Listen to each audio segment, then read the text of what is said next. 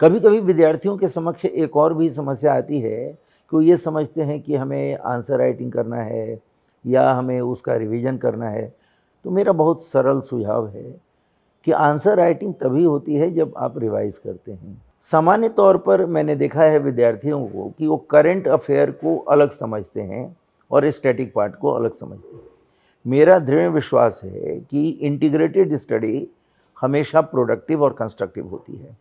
Revision कर लेने के बाद जब हमारे में खुद अपना आत्मविश्वास हो जाए कि हमने पर्याप्त तैयारी की है, तो हमें आंसर राइटिंग पर विशेष ध्यान देना है और हमें टेस्ट सीरीज पर ध्यान देना है। टाइम मैनेजमेंट के साथ साथ माइंड मैनेजमेंट की बहुत ज़रूरत होती है। तो एक विद्यार्थी को उस मानसिक स्थिति में पहुंचाने का प्रयास होगा कि वह हमेशा प्रश्न को देखते ही उस आत्मविश्वास से भर जाए कि वह उस प्रश्न का उत्तर सर्वोत्तम लिख सकता है, जाने और फिर लिखे।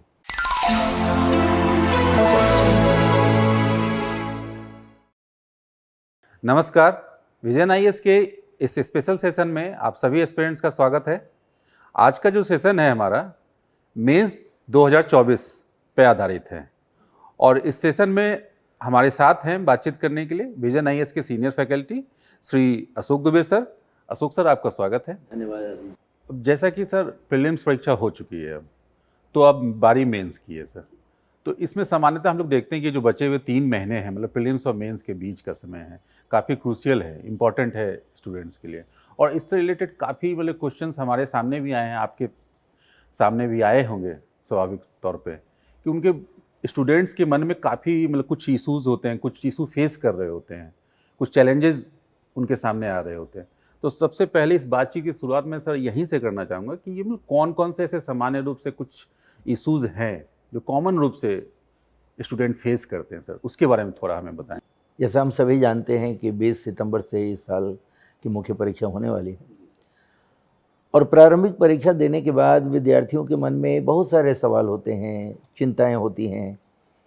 सबसे बड़ी चिंता मेरी समझ से यह होती है कि प्रारंभिक परीक्षा की जो स्ट्रैटेजी उनकी थी, अब उस स्ट्रैटेजी से वो स्विच ओवर कैसे करें जो मेंस के लिए आवश्यक है। दूसरी उनकी समस्या यह होती है कि अगर स्ट्रैटेजी हम चेंज भी करते हैं तो कहाँ से शुरू करें। क्या जीएस से संबंधित जो चारों पेपर हैं उसकी शुरुआत करें या ऑप्शनल पेपर की शुरुआत करें या एक ऐसे का पेपर भी होगा उसकी शुरुआत करें। तो इस तरह की एक चिंता उनके मन में रहती है और निश्चित तौर पर मैं समझता हूँ कि अगर हमें मुख्य परीक्षा में अपनी एक मजबूत दावेदारी करनी है तो इन चिंताओं का यथाशीघ्र समाधान होना चाहिए। जी सर, तो आपने तो काफ़ी डिटेल में बताया सर इसे, लेकिन इसके लिए क्या मतलब इन संदर्भों में क्या एक एप्रोप्रिएट रणनीति होनी चाहिए ये विद्यार्थियों के? प्रारंभिक परीक्षा के बाद मेरा हमेशा सुझाव होता है कि प्रत्येक विद्यार्थी को मुख्य परीक्षा की तैयारी में लग जाना चाहिए, क्योंकि समय जो होता है वह उत्पादक समय, जो प्रोडक्टिव टाइम है, वह 2 महीने का है। वह जुलाई का समय है, वह अगस्त का समय है। सितंबर के समय में सितंबर के जो 20 दिन हमारे पास होंगे, वे 20 दिन केवल अपने आप को ब्रशअप करने में, अपने आप को कंपोज करने में और जितनी भी तैयारियां हमने की हैं उनको अंतिम रूप देने में लगेंगे। तो मेरा मानना होता है कि जब विद्यार्थी अपनी प्रारंभिक परीक्षा की तैयारी कर रहा होगा, उस समय वह मेंस की भी तैयारी किया होगा, तो अब उसे बस अपने आत्मविश्वास को टटोलते हुए फिर से मुख्य परीक्षा के उन विशिष्ट बिंदुओं पर आना होगा या उनके टॉपिक्स पर आना होगा जो कि कुछ दिनों से या यूँ कहें कुछ महीनों से उसने प्रारंभिक परीक्षा के लिए छोड़ रखे हैं। जैसे इंटरनेशनल रिलेशन का टॉपिक होता है, इंटरनल सिक्योरिटी का टॉपिक होता है, या फिर एथिक्स एक बहुत बड़ा भाग है, पेपर 4 उस पर पूरी तरह निर्भर करता है और मैं मानता हूँ कि वह बड़ी निर्णायक भूमिका निभाता है मुख्य परीक्षा में सफल होने के लिए। तो मेरा ये सुझाव होगा कि उन विषयों को वह पुनः ध्यान देना शुरू करें। कभी कभी विद्यार्थियों के समक्ष एक और भी समस्या आती है कि वो ये समझते हैं कि हमें आंसर राइटिंग करना है या हमें उसका रिवीजन करना है। तो मेरा बहुत सरल सुझाव है कि आंसर राइटिंग तभी होती है जब आप रिवाइज करते हैं। तो आप मुख्य परीक्षा से संबंधित जितने भी टॉपिक हैं उनका एक प्रोग्रामिंग कर लें उनको एक व्यवस्थित क्रम में, प्राथमिकता के क्रम में, और प्राथमिकता का क्रम आपकी अपनी मजबूत पक्ष और अपने कमज़ोर पक्ष को ध्यान में रखकर होना चाहिए। उसकी एक प्राथमिकता का क्रम तय कर लें और फिर उसका रिवीजन करने के बाद आंसर राइटिंग की शुरुआत करें, जिसमें जो विषय मैंने कहा कि बहुत दिनों से छूटे हुए होंगे, उन विषयों को महत्व देना ज़रूरी होगा, उनको प्रारंभिक तौर पर पढ़ना ज़रूरी होगा, ताकि जो भूल भी गए हों तो वह एक बार रिवाइज हो जाए। दूसरी चीज़ यह कि ऑप्शनल पेपर भी बहुत दिनों से छूटा होगा, तो मेरा ये मानना है कि ऑप्शनल पेपर जिसके 2 भाग होंगे, तो उसको भी हम अच्छी तरह से तैयार कर लें इस बीच में, और उनका भी रिवीजन होने के बाद आंसर राइटिंग प्रैक्टिस करें। हफ्ते में 1, 2 या कभी-कभी 3 आप निबंध लिखें, एस्से लिखें। एस्से लिखने से एक थॉट प्रोसेस डेवलप होता है, एक जो क्रिएटिव माइंड डेवलप करने में हमें सहायता मिलती है, एक सोच विकसित करने में सहायता मिलती है। और एस्से लिखने से मेरा मानना है कि सामान्य अध्ययन के बाकी जो पेपर होते हैं, जीएस के जो अन्य पेपर होते हैं, उसमें भी कहीं ना कहीं हमें सहयोग मिलता है, खास करके पेपर 4 में। तो इस तरह से उसे शुरुआत करनी चाहिए। तो आपने सर ये 2-3 महीनों के लिए एक मतलब एक व्यापक रणनीति पर चर्चा की है आपने सर।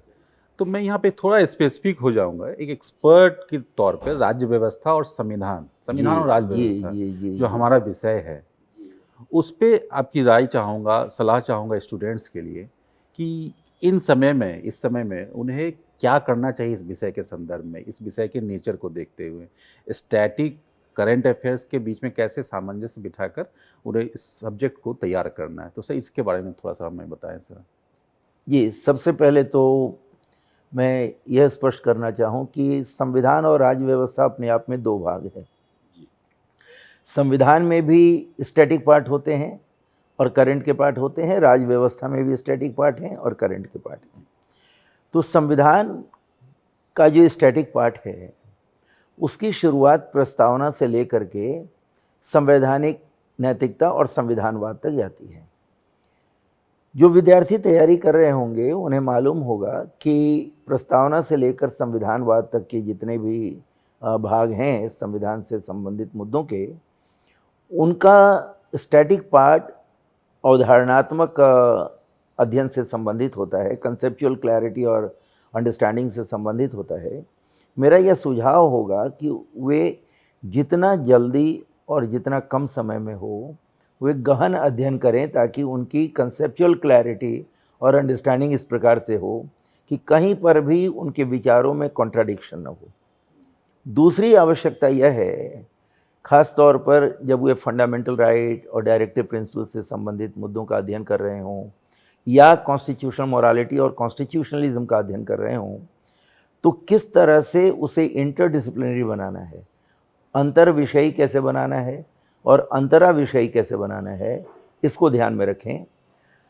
इन चीज़ों को ध्यान में रखने के बाद या इन चीज़ों पर महारत हासिल करने के बाद मेरा सुझाव होगा, हाल के दिनों में मौलिक अधिकार से संबंधित या नीति निर्देशक तत्वों से संबंधित अगर कोई घटना घटी है, जैसे उदाहरण के तौर पर उत्तराखंड में यूनिफॉर्म सिविल कोड से संबंधित एक घटना घटी है, एक डेवलपमेंट हुआ है, तो ऐसे मुद्दों को अपनी तैयारी के दौरान, जिसको हम लोग करंट अफेयर के नाम से रखते हैं, उसको अपने कंसेप्चुअल टॉपिक के साथ जोड़ देना चाहिए और उसकी तैयारी इंटीग्रेटेड फॉर्म में करनी चाहिए। सामान्य तौर पर मैंने देखा है विद्यार्थियों को कि वो करंट अफेयर को अलग समझते हैं और स्टैटिक पार्ट को अलग समझते हैं। मेरा दृढ़ विश्वास है कि इंटीग्रेटेड स्टडी हमेशा प्रोडक्टिव और कंस्ट्रक्टिव होती है। तो जो टॉपिक वे मुख्य परीक्षा के लिए कंसेप्चुअल अंडरस्टैंडिंग के लिहाज से कर रहे हैं या उसकी क्लैरिटी के लिए कर रहे हैं, न सिर्फ इन डेप्थ स्टडी में जाएं, बल्कि उससे संबंधित जो भी घटनाक्रम है, जो भी करंट इश्यूज़ हैं, उनको साथ में लेकर उसके मूलभूत तत्वों को जानें, घटनाएं क्या घटी, क्यों घटी और उससे संबंधित वे आउट क्या है, इन चीज़ों को जानते हुए वे इसकी तैयारी करें। जहाँ तक राज्य व्यवस्था का सवाल है, राज्य व्यवस्था में कार्यपालिका, विधायिका, न्यायपालिका इत्यादि विषय आते हैं।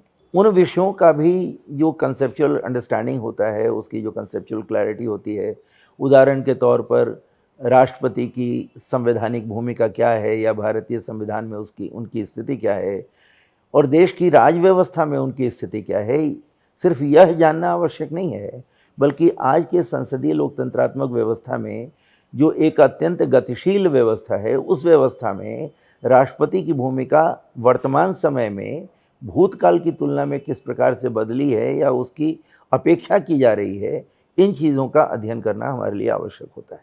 आजकल अभी सभी हम लोग जानते हैं कि हाल ही में चुनाव संपन्न हुए हैं, तो जब हम निर्वाचन आयोग जैसे संवैधानिक संस्था का अध्ययन करते हैं तो हमारे लिए यह आवश्यक हो जाता है कि हम ईवीएम, इलेक्टोरल बॉन्ड, एमसीसी जो मॉडल कोड ऑफ कंडक्ट है, उससे संबंधित जितने भी विवादास्पद पहलू हों या उससे संबंधित जो सकारात्मक या नकारात्मक एस्पेक्ट्स होते हैं, उन सभी का अध्ययन हमारे लिए विशेष तौर पर आवश्यक होगा।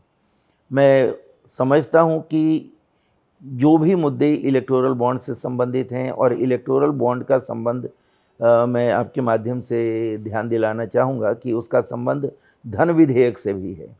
तो इलेक्टोरल बॉन्ड, धन विधेयक, क्रॉनिक कैपिटलिज्म, इन सब चीज़ों का एक इंटीग्रेटेड स्टडी अगर विद्यार्थी करता है तो वह स्टैटिक और करंट पार्ट दोनों में महारत हासिल कर सकता है और संविधान और राज्य व्यवस्था में वह पूरे आत्मविश्वास के साथ परीक्षा हॉल में जा सकता है। मतलब कि इस सब्जेक्ट में हमें इंटीग्रेट करके चलना है जी। स्टैटिक और करंट को, अकेले अलग अलग कुछ भी नहीं जी है। तो ये तो रही इसकी बेसिक नेचर की बात। अब आंसर राइटिंग और टेस्ट सीरीज की अगर मैं बात करूं तो सर इस पे थोड़ा सा हमें बताएं सर, कि काफ़ी स्टूडेंट्स के एस्पिरेंट्स के मन में ये रहता है कि आंसर राइटिंग कब से स्टार्ट करनी चाहिए, टेस्ट सीरीज लगाने चाहिए तो कितने लगाने चाहिए, और अंत में सर कुछ ऐसे टॉपिक अगर पॉलिटी राज्य व्यवस्था से अगर बता पाएँ सर, आप हाईलाइट करना चाहें तो वो हाईलाइट कर दीजिए, कुछ इंपॉर्टेंट टॉपिक जो मेंस के लिए इंपॉर्टेंट हो। यह एक तथ्य और सत्य है कि हम कितना जानते हैं इससे नंबर नहीं मिलता, हम क्या लिखते हैं इस पर नंबर मिलता है। तो जाहिर सी बात है कि आंसर राइटिंग एक आर्ट है और हमें उस आर्ट को हमेशा शार्प करना चाहिए, उसको हमेशा तीव्र करना चाहिए। और मेरा पुनः यह मानना है और आपके माध्यम से सुझाव देना है कि रिवीज़न कर लेने के बाद जब हमारे में खुद अपना आत्मविश्वास हो जाए कि हमने पर्याप्त तैयारी की है, तो हमें आंसर राइटिंग पर विशेष ध्यान देना है और हमें टेस्ट सीरीज पर ध्यान देना है। टेस्ट सीरीज की ये खासियत यह होती है कि डाइवर्सिफाइड क्वेश्चन हमें मिल जाते हैं, अलग अलग तरह के प्रश्न मिल जाते हैं। उन प्रश्नों को लिखना हमारे लिए एक चुनौती के रूप में हम अगर लेते हैं तो हम उसको लिखने का प्रयास करते हैं। इससे हमारा जो एक ब्रेन स्टॉर्मिंग सेशन होता है वह स्वयं में सामने आ जाता है और हम अपने आप को परिष्कृत करते हैं, अपने आप को एनरीच करते हैं, अपने आप को और ज़्यादा डाइवर्सिफाइड और यूनिफाइड दोनों करने में कामयाब हो जाते हैं। रही बात कि कौन से टॉपिक पर ध्यान देने की आवश्यकता है, तो मैं पुनः आपके माध्यम से यह कहना चाहूँगा कि चूँकि यह मुख्य परीक्षा है और हमारा यह मानना होता है कि हमें कम से कम 130 प्लस का लक्ष्य लेकर चलना चाहिए, तो प्रस्तावना से लेकर के जो संविधानवाद है जिसमें मौलिक अधिकार, मौलिक कर्तव्य और नीति निर्देशक तत्व आते हैं, इनको एक ग्रुप मानकर हम चलें, उनका एक साथ अध्ययन करें और उसके बाद जो राज्य व्यवस्था से संबंधित है उसमें संघ राज्य संबंध, चूँकि इस साल अमेरिका में राष्ट्रपति का चुनाव हो रहा है तो तुलनात्मक अध्ययन किया जाता है। भारत के राष्ट्रपति के चुनाव के साथ हो सकता है कि अमेरिकी राष्ट्रपति के चुनाव से संबंधित प्रश्न पूछे जाएं, उसका विशेष तौर पर अध्ययन। और साथ ही साथ जो संवैधानिक संस्थाएं हैं, उन संवैधानिक संस्थाओं में विशेष तौर पर निर्वाचन आयोग, क्योंकि जैसा मैंने थोड़ी देर पहले कहा कि इस साल चुनाव हुए हैं और निर्वाचन आयोग, जनप्रतिनिधित्व अधिनियम और निर्वाचन से संबंधित अनेक मुद्दे इस साल महत्वपूर्ण रहे हैं और दुनिया की नज़र हमारे चुनाव पर रही है, तो इनका अध्ययन हमें विशेष तौर पर इस बार करना चाहिए। साथ ही साथ न्यायिक प्रक्रियाओं के क्षेत्र में कॉलेजियम सिस्टम एक बार पुनः चर्चा में रहा है।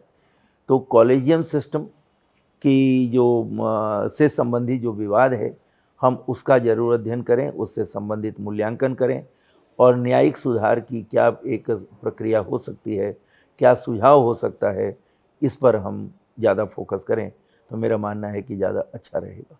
सर, अब जब ये इस विषय के बारे में डिटेल से बात हम लोगों ने कर लिया, तो मैं यहाँ पे मेंस एडवांस बैच के बारे में चर्चा करना चाहूँगा सर जी। आपसे, क्योंकि एस्पिरेंट्स के मन में भी रहता है कि विजन आईएएस की जो मेंस एडवांस बैच है, ये मुख्य परीक्षा की तैयारी में अभी खास करके इस क्रूशियल टाइम में जी। कैसे उनकी मदद करेगा। तो मेंस एडवांस बैच के बारे में सर थोड़ा हमें विस्तार से थोड़ा बताइए सर। जैसा नाम ही है, यह एडवांस है, अर्थात हम जहाँ पर हैं वहाँ से हमें अपने आप को इम्प्रूव करना है, हमें उस मुकाम तक जाना है जहाँ पर हम सफल ही नहीं होंगे, हम प्रथम होने की कामना करेंगे। इतिहास गवाह है कि सफलता लोगों को मिलती है, लेकिन जो पहले नंबर पर आते हैं उनको इतिहास याद रखता है। यह जो कोर्स है ये अपने आप में एक रिसर्च प्रोडक्ट है और इंटीग्रेटेड माइंड की उपज है ये। तो एक ऐसा कोर्स विद्यार्थियों के सामने आया है जिस कोर्स के माध्यम से विद्यार्थी न सिर्फ उन लोगों के बीच में बैठकर तैयारी करेगा जो एक स्तर तक पहुंच चुके हैं, मुख्य परीक्षा देने को तैयार हैं, अर्थात उन्हें बुनियादी जानकारियों उनमें बुनियादी जानकारियों का अभाव नहीं है और उन्हें बुनियादी जानकारियाँ चाहिए भी नहीं। तो एक तो समकक्ष जो पीयर ग्रुप की हम कल्पना करते हैं, कामना करते हैं, उस तरह का उनको एक माहौल मिलेगा। और दूसरा यह है कि वे जब तैयारी शुरू करेंगे तो उनकी तैयारी में उन चीज़ों पर फोकस होगा जो माइक्रोस्कोपिक स्टडी की तरफ उन्हें ले जाएगा, सूक्ष्म स्तरीय अध्ययन की ओर ले जाएगा। और जहाँ पर भी माइक्रोस्कोपिक स्टडी होती है वहाँ पर ब्रेनस्टॉर्मिंग तो होता ही है, उसके साथ साथ उसकी एनालिटिकल एबिलिटी बढ़ जाती है, उसकी तार्किक क्षमता, उसके लॉजिक, उसके एनालिटिकल डिसीजन मेकिंग प्रोसेस में लगातार वृद्धि होती है। और इस कोर्स की एक खासियत यह होगी कि हम सिर्फ विद्यार्थी को लिखना नहीं सिखाएंगे, बल्कि उसकी लिखावट में किस तरह से गुणात्मक सुधार हो, किस तरह से एक वेब प्रोडक्ट की तरह वह लिखे ताकि एग्जामिनर को हर पंक्ति में कुछ नई चीज़ मिले और वह उस उत्तर को पढ़ने के बाद यह महसूस करे कि इसमें और भी कुछ लिखा जाना चाहिए था, ताकि उसका जो हंगर है वह बढ़े और इससे नंबर आने की संभावना बहुत ज़्यादा होगी। तो हम प्रयास करते हैं या प्रयास करेंगे कि एक एनालिटिकल लॉजिकल माइंडसेट डेवलप हो हर विद्यार्थी में, ताकि वह अपने जब प्रश्न का उत्तर लिखे तो वह अपने आप में एक क्रिएटिव प्रोडक्ट के रूप में एग्जामिनर और इवैल्यूएटर के पास जाए। दूसरी इसकी खासियत यह होगी कि हमारा जो स्टडी है, एक विद्यार्थी के मन में एक बात होती है कि क्या यह स्टडी इस तरह का जो कोर्स है वह एक क्रैश कोर्स की तरह है। मेरा मानना है कि क्रैश कोर्स में हम कम दिनों में सिलेबस पूरा करते हैं, यहाँ पर 60 दिनों का समय हम ले रहे हैं, तो सिलेबस पूरा करने के लिए नहीं ले रहे हैं, बल्कि उस सिलेबस में एक विद्यार्थी को किस तरह से अपने कॉन्फिडेंस के साथ मैच फिट होना है, अर्थात वह किस तरह से एग्जामिनेशन हॉल में जब वह कदम बढ़ाए, कदम डाले, तो वह पूर्ण आत्मविश्वास के साथ डाले। हम वह कला और वह योग्यता उसमें विकसित करने की कोशिश कर रहे हैं।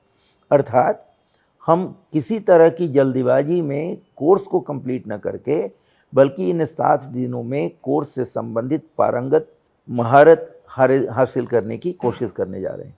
और इसके लिए हमारे पास एक कॉम्प्रिहेंसिव डेटा मैनेजमेंट है कि हमें किस तरह से आगे बढ़ना है, किस रूप में आगे बढ़ना है। हर विद्यार्थी पर ध्यान देने की आवश्यकता है। हर विद्यार्थी के अपने मजबूत पक्ष होते हैं, हर विद्यार्थी का कुछ कमज़ोर पक्ष होता है। तो हमारी यह कोशिश होती है कि मजबूत पक्ष को और आगे करें और कमज़ोर पक्ष को जितना न्यूनतम कर सकें उतना करें, ताकि हर विद्यार्थी अपने आप को एक ऐसे मुकाम पर पाए कि वह प्रतियोगिता में, इस परीक्षा में सफल होने का सपना देख सके। और इसलिए हर तरह की, चाहे वह आप यूँ कह लें कि विज्ञान प्रौद्योगिकी का सहारा लेकर information communication technology, data management, brain mapping, हर तरह की जो कोशिश हमारी होती है, उन सारी कोशिशों के साथ हम आगे बढ़ना चाहते हैं ताकि विद्यार्थी अपने उस मुकाम पर पहुँचे। और इस कोशिश में यहाँ प्रीवियस ईयर के क्वेश्चन का आंसर सॉल्व होगा, उनके लिए नए नए क्वेश्चन जो दिए जाएंगे उनका प्रैक्टिस सेशन होगा, और प्रैक्टिस सेशन में उन्हें बताने की कोशिश होगी कि उनको कैसे लिखना है। आदित्य जी, मैं यहाँ पर एक ध्यान आकृष्ट करना चाहूँगा बच्चों का कि अनेकों बार विद्यार्थी आते हैं और एक रेडीमेड फॉर्मेट में आते हैं कि कोई भी उत्तर है तो उसका एक इंट्रोडक्शन होगा, कोई बॉडी होगा, कोई उसका कंक्लूज़न होगा। मैं बहुत स्पष्ट रूप से निवेदन करना चाहूँगा कि किसी भी प्रश्न का कोई रेडीमेड फॉर्मेट नहीं होता है। प्रश्न के डायरेक्टिव को ध्यान में रख के हम फॉर्मेट तैयार करते हैं, और फॉर्मेट वहाँ पर जल्दी तैयार हो जाए इसके लिए हम यहाँ प्रैक्टिस करते हैं। तो घर में ज़्यादा से ज़्यादा प्रैक्टिस करके फॉर्मेट तैयार करने की कोशिश करेंगे, और इस एडवांस कोर्स में हम लोग बच्चों को कैसे फॉर्मेट करना है, कैसे आंसर फॉर्मेट करने में कम से कम समय लेना है, यह बताने की कोशिश करेंगे। क्योंकि देखिए 20 प्रश्न होते हैं लगभग। अब 20 प्रश्न में लगभग 19 मिनट तो चला जाता है एक प्रश्न को पढ़ने और समझने में। तो एक न्यूनतम समय में हम किस तरह से फॉर्मेटिंग कर लें, प्रश्न को पढ़ लें और प्रश्न का उत्तर लिखने के लिए भी पर्याप्त समय प्राप्त कर लें, ये सारी जो कलात्मक व्यवस्था है, कलात्मक चीज़ें हैं जिसको हम लोग इग्नोर करते हैं, उन सारी चीज़ों को हम यहाँ पर साथ में जोड़ने जा रहे हैं। और पहले भी मैंने कहा है कि टाइम मैनेजमेंट के साथ साथ माइंड मैनेजमेंट की बहुत ज़रूरत होती है। तो एक विद्यार्थी को उस मानसिक स्थिति में पहुंचाने का प्रयास होगा कि वह हमेशा प्रश्न को देखते ही उस आत्मविश्वास से भर जाए कि वह उस प्रश्न का उत्तर सर्वोत्तम लिख सकता है, जाने और फिर लिखे। हाँ सर, जैसा कि आपने काफ़ी विस्तार से बताया, सारे पक्षों को शामिल किया सर, उसमें काफ़ी इन्फॉर्मेटिव रहा और नो डाउट स्टूडेंट्स के लिए भी काफ़ी हेल्पफुल रहेगा ये। तो सर, अंत में आपकी तरफ से क्या मैसेज होना चाहिए स्टूडेंट्स को, क्या दिमाग में रख कर इस 3 महीने को वो मैनेज करें, तैयारी करें सर, आगे बढ़ें? बहुत ही सरल संदेश है कि आपने प्रारंभिक परीक्षा की पहली सीढ़ी पार कर ली है, और मुख्य परीक्षा एक दूसरी सफलता की सीढ़ी है। तो आप उस सफलता की सीढ़ी पर कदम रखने जा रहे हैं। पूरे आत्मविश्वास से तैयारी करें और परीक्षा हॉल में पूरे विश्वास के साथ जाएं, दूसरी सफलता भी प्राप्त होगी। जी सर, आपका भी धन्यवाद। सर के शब्दों में पॉजिटिव माइंडसेट से प्रैक्टिस करते रहिए और इस 3 महीने का पूरी तरह से सदुपयोग कीजिए। आपकी सफलता निश्चित है। धन्यवाद।